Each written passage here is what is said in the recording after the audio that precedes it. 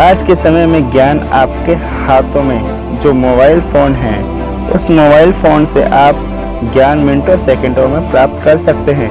पर फिर भी आपको मुझको हमारे वेदों का ज्ञान फिर भी नहीं है। लोग अक्सर कोई दूसरा व्यक्ति को अगर सही बात बोल दे, धर्म से जुड़ी हुई कोई भी बात, अगर आपको वह बात पता ना हो, तो उस व्यक्ति का पहला जवाब यही होता है कि आप अपने वेदों को पढ़ो ताकि तुम्हें भी ज्ञान की बातें पता चल सके। ऐसे सवालों से शर्मिंदा होने का समय गया, क्योंकि मैं ऐसे ही कुछ छोटे छोटे सवालों का जवाब मैं आप सभी के लिए लाया हूँ। कैसे हो दोस्तों, मैं आपका दोस्त रोकी। चलिए शुरू करते हैं। वीडियो को पूरा देखना दोस्तों। सवाल नंबर 1, वेदों में क्या है? वेदों में ब्रह्मा, ईश्वर, देवता, ब्रह्मांड, ज्योतिष, गणित, रसायन, औषधि, खगोल, भूगोल, धार्मिक नियम, इतिहास, रीति रिवाज आदि लगभग सभी विषयों से संबंधित ज्ञान भरा है। शतपथ ब्राह्मण के श्लोक के अनुसार अग्नि, वायु, आदित्य और अंगिरा ने तपस्या की और ऋग्वेद, यजुर्वेद, सामवेद और अथर्ववेद को प्राप्त किया है। सवाल नंबर 2, वेद क्या है? वेदों के विषय वस्तु क्या है? साधारण भाषा में वेद का अर्थ ज्ञान होता है।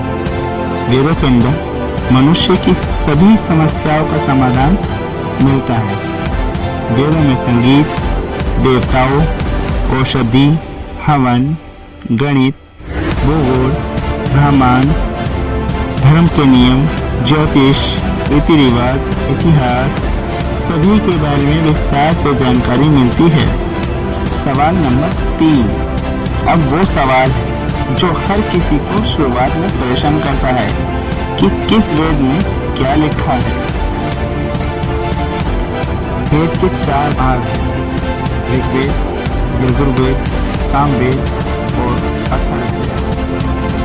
ऋग स्थिति को दर्शाता है, यजुर रूपांतरण को, साम गतिशील को और अथर्व क्षण को। ऋग को धर्म, यजुर को मोक्ष, साम को काम, अथर्व को अर्थ कहा जाता है। इन्हीं के आधार पर धर्मशास्त्र, अर्थशास्त्र, कामशास्त्र और मोक्ष शास्त्र की रचनाएं हुई हैं। सवाल नंबर 4, वेदों को कौन कौन पढ़ सकता है? अब सवाल उठता है, हमें पता चल गया कि वेदों में क्या है, परंतु वेदों को कौन कौन पढ़ सकता है? कि हम सब ने फिल्मों में ज़्यादातर ब्राह्मण, साधु या मंदिरों के पुजारियों के पास वेदों का ज्ञान या इन्हीं सब को वेदों का ज्ञान बांटते दिखाया जाता है। चलिए देखते हैं। स्वामी दयानंद ने वेदों का अनुशीलन करते हुए पाया कि वेद सभी मनुष्य और सभी वर्गों के लोगों के लिए वेद पढ़ने का अधिकार का समर्थन करते हैं।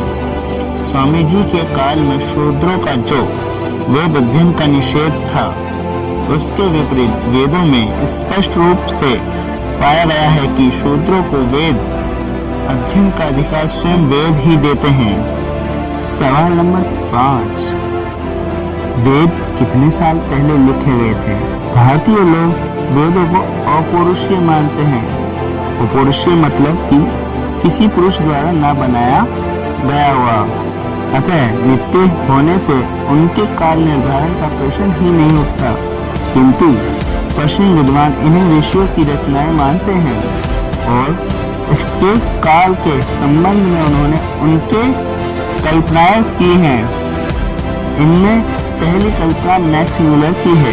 उन्होंने वैदिक साहित्य का काल 1200 ईसा पूर्व बताया है। उसका कहना है कि वेद 6508 वर्ष पूर्व लिखे गए थे। सवाल नंबर 6, वेदों की रचना कैसे हुई? वेदों की उत्पत्ति ब्रह्मा जी के द्वारा हुई, क्योंकि वेदों का ज्ञान देवों के देव महादेव ने ब्रह्मा जी को दिया था और ब्रह्मा जी ने यह ज्ञान 4 ऋषि को दिया था जिन्होंने वेदों की रचना की। ये ऋषि ब्रह्मा जी का ही अंश उनके पुत्र थे। इनका नाम अग्नि, वायु, आदित्य और अंगिरा था।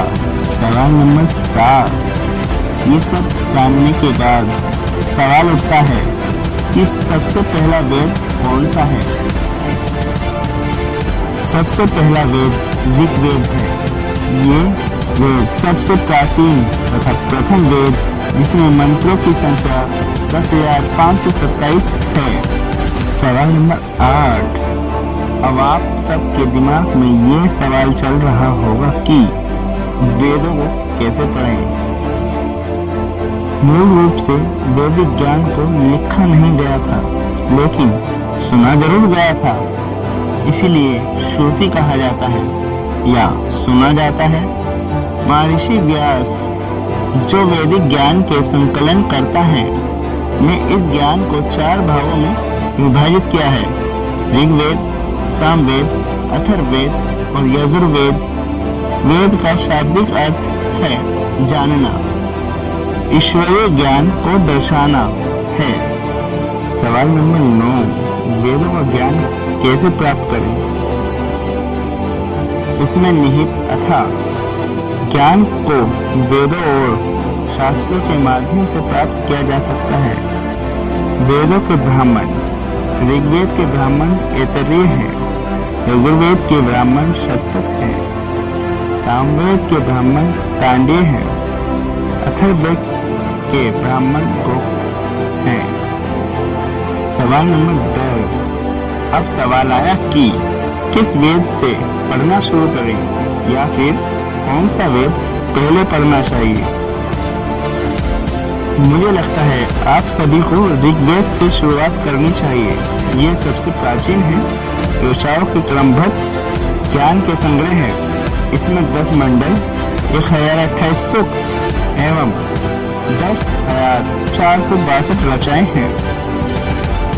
इसलिए मुझे लगता है कि आपको ऋग्वेद से शुरुआत करनी चाहिए। अगर आपको वीडियो पसंद आया तो वीडियो को लाइक करें, शेयर करें, कमेंट ज़रूर करें और चैनल को सब्सक्राइब भी कर लें। Thanks for watching.